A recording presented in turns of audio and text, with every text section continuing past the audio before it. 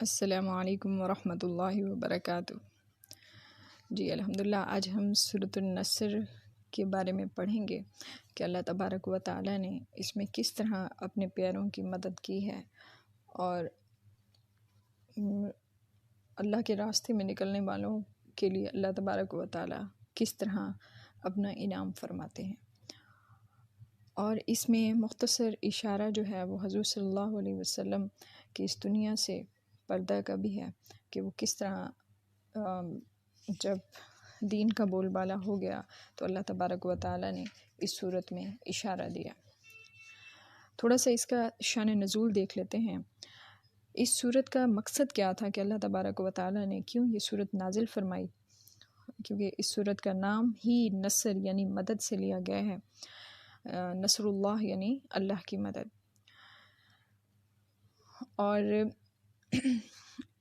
اکثر مفسرین کہتے ہیں کہ اس کا نزول جو ہے وہ فتح مکہ جو کہ رمضان 8 ہجری میں واقع ہوا تھا، اس سے قبل ہی اس کا نزول ہو چکا تھا۔ بہرحال یہ مدینہ کے آخری دور کی ایک صورت بھی ہے، اور جو ہجرت کے 8ویں سال رمضان کے مہینے میں حاصل ہوئی، اور جس کی خبر اللہ تبارک و تعالیٰ نے حضور صلی اللہ علیہ وسلم کو دے دی۔ اس صورت کی خصوصیت کیا ہے؟ احادیث کی روشنی میں دیکھتے ہیں کہ اس صورت کی خصوصیت میں ایک تو اس صورت میں حضور اکرم صلی اللہ علیہ وسلم کی وفات کی خبر ہے، اور اس میں حضرت ابن عباس رضی اللہ تعالیٰ عنہ کا قول بھی نقل کیا گیا ہے، جس میں ہے کہ اذا جاء نصر اللہ، جب صورت نازل ہوئی تو رسول اکرم صلی اللہ علیہ وسلم نے فرمایا مجھے میری وفات کی اطلاع دے دی گئی۔ اس صورت کی فضیلت میں امام ترمذی رحمۃ اللہ علیہ نے حضرت انس رضی اللہ تعالیٰ عنہ کی ایک حدیث نقل کی ہے کہ اذا جاء نصر اللہ کا پڑھنا جو ہے، اس صورت کا پڑھنا یعنی سورۃ النصر کا ایک بار پڑھنا چوتھائی قرآن کے برابر ثواب ہے۔ سبحان اللہ۔ اور امام مسلم رحمۃ اللہ علیہ نے حضرت عائشہ رضی اللہ تعالیٰ عنہا کا قول نقل کیا ہے کہ اس صورت کے نزول کے بعد رسول اکرم صلی اللہ علیہ وسلم سبحان اللہ و بحمدہ استغفر اللہ و اتوب الیہ زیادہ پڑھتے تھے، اور حضور اکرم صلی اللہ علیہ وسلم نے فرمایا تھا کہ مجھے میرے رب نے اطلاع دے دی کہ ان قریب تم اپنی امت کے اندر ایک نشانی دیکھو گے، جب تم وہ علامت دیکھو تو کہو سبحان اللہ و بحمدہ استغفر اللہ و اتوب الیہ، اس کو بہت کثرت سے پڑھنا۔ تو کہتے میں نے وہ نشانی دیکھ لی ہے، اور وہ نشانی یہ ہے اذا جاء نصر اللہ والفتح ورأیت الناس يدخلون فی دین اللہ افواجا، یعنی جب خدا کی مدد اور فتح پہنچے اور آپ لوگوں کو اللہ کے دین میں جوق در جوق داخل ہوتا دیکھیں تو اپنے رب کی تسبیح بیان کریں اور آپ مغفرت کی درخواست کریں، وہ بڑا توبہ قبول کرنے والا ہے بے شک۔ اب اس میں فتح مکہ کا جو وعدہ کیا گیا ہے اور اس کی تکمیل کی گئی ہے، اس کے بارے میں بھی بتایا گیا ہے کہ حضور اکرم صلی اللہ علیہ وسلم کی بعثت کے بعد مکی زندگی کے 13 سال تو رسول اکرم صلی اللہ علیہ وسلم اور آپ کے متبعین اہل اسلام کے لیے انتہائی سخت تھے، جس کا نتیجہ میں اہل ایمان کو اپنا وطن مکہ اور اپنا کاروبار جائیداد سب چھوڑ کر ہجرت کرنا پڑی اور مدینہ میں پناہ لینی پڑی۔ یہاں بھی تقریباً 7-8 سال کی مدت میں جو ہے یہ لوگ رہے، یعنی مسلمان رہے، لیکن ان کو وہاں بھی سکون نصیب نہ ہوا۔ چاروں اطراف سے جو مخالفین اسلام تھے وہ پریشانیاں کرتے تھے، یعنی ان کو پریشان کرتے تھے اور مقابلے کے لیے ہر وقت تلے رہتے تھے۔ آخرکار اللہ تبارک و تعالیٰ کا فیصلہ آیا کہ اب وہ وقت قریب ہے جب اسلام کو عرب کی تمام طاقتوں پر غلبہ حاصل ہو جائے گا، اور مسلمان جس مکہ سے ستا کر ہجرت پر مجبور کیے گئے تھے، اسی مکہ میں انہیں فتح کی حیثیت سے انشاءاللہ داخل ہوں گے۔ تو اسلامی تاریخ میں یہ نہایت اہم واقعہ ہے، اور اسی کا نام فتح مکہ ہے، جو کہ رمضان مبارک 8 ہجری میں ہوا تھا، اور اس صورت میں اسی فتح کا وعدہ کیا گیا ہے، اور رسول اکرم صلی اللہ علیہ وسلم کو بشارت بھی سنائی گئی، جیسے کہ ان قریب ایک دن ایسا آنے والا ہے جب کہ ملت اسلامیہ کا غلبہ ہوگا، کفر کی تاریکیوں کا خاتمہ ہو جائے گا، اور کفار کے مرکزی شہر مکہ پر اسلام کا پرچم لہرائے گا، بت پرستی کا خاتمہ ہوگا، اور اس کے حامی سب زیر و زبر ہو جائیں گے، اور عرب کے عام لوگ جوق در جوق دین اسلام قبول کر لیں گے۔ تو اس بشارت سے قبل اگرچہ عرب کے بہت سے قبائل حضور صلی اللہ علیہ وسلم پر ایمان لا کر اسلام تو قبول کر چکے تھے، لیکن کفار مکہ ابھی تک بت پرستی پر قائم تھے اور حضور صلی اللہ علیہ وسلم کے مقابلے پر تلے ہوئے تھے۔ یقیناً جن کے دلوں پر اللہ پردے ڈال دے تو وہ ایسے ہی اندھیروں میں رہتے ہیں، کیونکہ شہر مکہ جو ہے وہ کفار کا مرکز بنا ہوا تھا اور بہت سے عرب کے لوگ اسلام لانے کے لیے فتح مکہ کے منتظر تھے، اور یہ بڑی فیصلہ کن چیز تھی کہ مکہ معظمہ فتح ہو جائے۔ تو جب قریش مکہ نے صلح نامہ جس کو صلح حدیبیہ کے نام سے مشہور ہے، جو کہ 6 ہجری میں ہوا تھا، اس کی عہد شکنی کی، یعنی کہ اس کی خلاف ورزی کی، بالآخر کیا ہوا کہ حدیبیہ کا صلح نامہ ٹوٹ گیا، تو حضور صلی اللہ علیہ وسلم نے جہاد کی پوری تیاری کی۔ اب اس صلح حدیبیہ میں جو عہد شکنی کی وہ کیا تھی کہ وہ مسلمانوں کو ستاتے تھے، ان کی تجارت میں معاملات خراب کرتے تھے، یعنی جو ان کا بس چلتا تھا وہ پریشان کرتے تھے، لیکن جب اللہ کی مدد ساتھ ہو تو یقیناً اس مدد کو کوئی نہیں روک سکتا۔ اور حضور اکرم صلی اللہ علیہ وسلم نے جہاد کی پوری تیاری شروع کر دی، اور 10 رمضان مبارک 8 ہجری کو 10,000 صحابہ کی جمعیت کے ساتھ آپ صلی اللہ علیہ وسلم مدینہ منورہ سے مکہ پر چڑھائی کی۔ کفار مکہ کے مقابلے کی ہمت تو نہ ہوئی، اور آپ صلی اللہ علیہ وسلم سے امن کی درخواست کی، جو آپ صلی اللہ علیہ وسلم نے قبول فرما لی، اور 20 رمضان یوم جمعہ 8 ہجری کو نبی اکرم صلی اللہ علیہ وسلم مکہ میں جو ہے فاتحانہ انداز میں داخل ہوئے الحمدللہ، اور طواف خانہ کعبہ فرمایا، اور اس وقت تک کعبہ کے گرد 360 بت رکھے ہوئے تھے جو آپ کے حکم سے توڑ دیے گئے، اور خانہ کعبہ کو بالکل صاف کر دیا گیا، ان بتوں کی نجاست سے بالکل پاک کر دیا گیا۔ اب فتح مکہ کے بعد عام طور سے عرب اسلام کا حلقہ بگوش ہو گیا، اور جو قریش مکہ کے شوکت کے ڈر سے اسلام اختیار کرنے میں توقف تھے، یعنی کچھ ایسے لوگ بھی تھے جو ڈر رہے تھے، دل میں تو اسلام لے آئے تھے، لیکن کچھ جیسے غریب لوگ ہوتے ہیں وہ اپنے سے بڑوں سے ڈر جاتے ہیں اگر ان کے دباؤ میں یا ان کے ظلم کی وجہ سے، تو وہ بھی اس انتظار میں تھے کہ فتح مکہ ہو اور ہم حضور صلی اللہ علیہ وسلم کا ساتھ دیں۔ تو جیسے ہی فتح مکہ نصیب ہوئی مسلمانوں کو، وہ سب بھی فوج در فوج اسلام میں داخل ہو گئے۔ یعنی اذا جاء نصر اللہ، اے پیغمبر صلی اللہ علیہ وسلم آپ کفار کا غلبہ سے نہ گھبرائیں، ان قریب ہی اللہ تبارک و تعالیٰ آپ کی اور آپ کے متابعین کی مدد فرمائیں گے، اور یقیناً جب دین کے راستے پر چلتے ہیں تو اللہ تبارک و تعالیٰ غیبی مدد فرماتے ہیں۔ اور اس فتح و نصرت کا نتیجہ یہ ہوگا وَرَأَيْتَ النَّاسَ يَدْخُلُونَ فِي دِينِ اللَّهِ أَفْوَاجًا، یعنی لوگ گروہ در گروہ آپ کے دین میں داخل ہوں گے،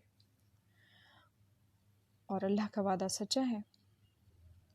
اور یہی وہ وعدہ ہے جو اللہ تبارک و تعالیٰ نے اس صورت میں فرمایا ہے۔ اب جب فتح نصیب ہو گئی تو اس کے بعد اگلا قدم کیا تھا، جسے ہے فَسَبِّحْ بِحَمْدِ رَبِّكَ، اور پہلے سے بھی زیادہ کثرت سے اللہ کا ذکر کریں، اللہ کی تسبیح بیان کریں، اور کامیابیوں پر شکر ادا کریں۔ اور یقیناً ہمیں بھی دنیا میں یا دین کے معاملات میں جہاں بھی جو شرعی حدود میں رہتے ہوئے جو دنیاوی معاملات ہیں ان میں اگر کامیابی ملتی ہے تو یقیناً اللہ کا شکر ادا کرنا چاہیے۔ اچھا کھانا، اچھا لباس، اچھے رشتہ دار، دوست، احباب، جو بھی معاملات اللہ تبارک و تعالیٰ نے ہمیں جن سے جوڑا ہوا ہے ان پہ شکر ادا کریں۔ اور وَاسْتَغْفِرُوهُ، اپنے لیے امت کے لیے ہر وقت مغفرت اور بخشش کی درخواست کرتے رہیں۔ اِنَّهُ كَانَ تَوَّابًا، بے شک آپ کا پروردگار تو بہت ہی زیادہ معاف کرنے والا ہے۔ ابھی دیکھیں اللہ تبارک و تعالیٰ کی ذات کتنی غفور الرحیم ہے،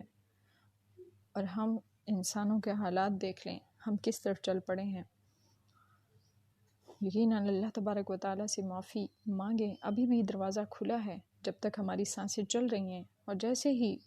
موت کا فرشتہ آیا تو ہمارے لیے یہ دروازے توبہ کے بند کر دیے جائیں گے۔ کثرت استغفار بھی ضروری ہے، جیسے کہ انسان جس میں اولیاء بھی شامل ہیں، انبیاء بھی شامل ہیں، اللہ کی عبادت میں کتنی بھی کوشش کیوں نہ کریں پھر بھی حسب شان خداوندی ادا کرنے میں اپنے آپ کو قاصر سمجھتے ہیں، اس لیے کہ اللہ تبارک و تعالی نے جس طرح نعمتیں دی ہیں یقیناً اس طرح ہم حق ادا نہیں کر سکتے۔ تو اسی لیے رسول اکرم صلی اللہ علیہ وسلم نے فرمایا کہ میں ہر روز 70 بار سے زیادہ خدا تبارک و تعالیٰ سے طلب مغفرت کرتا ہوں، اور آپ اپنی امت کے لیے بھی مغفرت اور بخشش کی درخواست کیا کرتے تھے۔ یقیناً ہمیں بھی اس چیز کو زندگی میں اپنانا چاہیے، کثرت سے استغفار کریں، اٹھتے بیٹھتے جب بھی موقع ملے، یا کوئی مخصوص وقت بنا لیں جس میں کہ آپ پابند ہوں۔ اس طرح کی تسبیحات، ذکر، اذکار کی ضرور کیا کریں تاکہ زندگی اور آخرت دونوں میں آسانیاں پیدا ہوں۔ یہاں پہ ایک مختصر تحقیق بتائی گئی ہے کہ حضور صلی اللہ علیہ وسلم کے استغفار فرمانے کے بارے میں مولانا مفتی الہی بخش صاحب کاندھلوی کہتے ہیں، انہوں نے اپنے ایک رسالے میں شائع کیا ہے جو کہ تصنیف کی ہے مولانا اشرف علی تھانوی صاحب کی۔ مولانا فرماتے ہیں کہ حدیث میں آتا ہے کہ آپ صلی اللہ علیہ وسلم دن بھر میں 70 بار یا 100 بار استغفار فرمایا کرتے تھے۔ تو یہ یا تو تعلیم امت کے لیے تھا، یا آپ صلی اللہ علیہ وسلم خود امت کے لیے مغفرت طلب کرنا مقصود سمجھتے تھے۔ یہی وجہ تھی کہ آپ صلی اللہ علیہ وسلم جو ہے لمحہ بلمحہ استغفار کیا کرتے تھے، اور پھر فرمایا کہ نیکیوں کے لیے مقربین کو یہی کرنا چاہیے کہ جتنا ہو سکے استغفار سے یا جتنے بھی ذکر اذکار ہیں ان سے اپنی زبان کو تر رکھیں۔ پھر اچھا، بڑھاپے کا ایک طرح سے اس میں یہ بھی وظیفہ ہے کہ جب ایک بڑھاپے کا شکار ہوتے ہیں، یعنی اس مدت تک اپنی ایک زندگی اچھی گزار لیتے ہیں یا جو بھی معاملہ ہو، تو اس میں جو ہے یہ تسبیح ضرور پڑھا کریں۔ جو بھی آپ کے بزرگ ہوں ان کو ضرور یہ دعا سکھائیں۔ فَسَبِّحْ بِحَمْدِ رَبِّكَ وَاسْتَغْفِرْ کی تعمیل میں کہ حضور صلی اللہ علیہ وسلم اٹھتے بیٹھتے آتے جاتے ہر وقت دعا پڑھتے تھے۔ کون سی دعا پڑھتے تھے؟ سبحان اللہ و بحمدہ استغفر اللہ و اتوب الیہ۔ اور یہ آپ کے جتنے بھی جاننے والے ہوں یا قریبی یا جو بھی بزرگ ہوں، اور خوش قسمتی ہے جس گھر میں بزرگ ہوتے ہیں، بہت برکت ہوتی ہے، تو ان کو ضرور یہ سمجھائیں کہ سبحان اللہ و بحمدہ استغفر اللہ و اتوب الیہ کا ذکر کثرت سے کیا کریں۔ فرماتے تھے کہ مجھے اس کا حکم کیا گیا ہے، اور یہ بھی فرمایا گیا کہ جب موت قریب محسوس ہو تو تسبیح و استغفار کی کثرت کرنی چاہیے۔ اللہ تبارک و تعالی ہمیں بھی اس کو یاد رکھنے اور اس پر عمل کرنے کی توفیق عطا فرمائے۔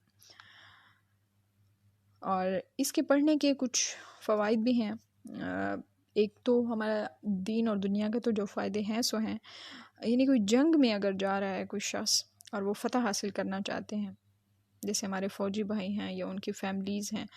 تو ان کے پاس اگر یہ میرا پیغام پہنچتا ہے تو وہ کثرت سے سورۃ النصر کی تلاوت کیا کریں اور اللہ تبارک و تعالیٰ سے دعا کیا کریں۔ انشاءاللہ اللہ تبارک و تعالیٰ کامیابی عطا فرمائیں گے۔ اللہ تبارک و تعالیٰ سے دعا ہے کہ ہمیں بھی توحید خالص اور دین کامل اور اسلام صادق نصیب فرمائیں اور مرتے دم تک اس پر قائم رکھیں، اور اللہ تبارک و تعالیٰ ہماری ایمانی قوت اور جوش اور حرارت کو ہمیشہ قائم رکھیں، اور دین کے معاملے میں کسی بھی ناپاک اور گندی صلح پر کبھی راضی نہ ہوں۔ یہ ایک اپنی ایک فطرت بنا لیں کہ کوئی بھی دین سے معاملہ اگر ہٹ کر ہے تو اس سے اپنے آپ کو محفوظ رکھیں، اور کوئی بھی اس طرح کی بات نہ مانیں جس میں جو ہے آپ اللہ تبارک و تعالیٰ کی ناشکری کر رہے ہوں۔ اللہ تبارک و تعالیٰ کا انتہا احسان ہے کہ جس نے اپنے فضل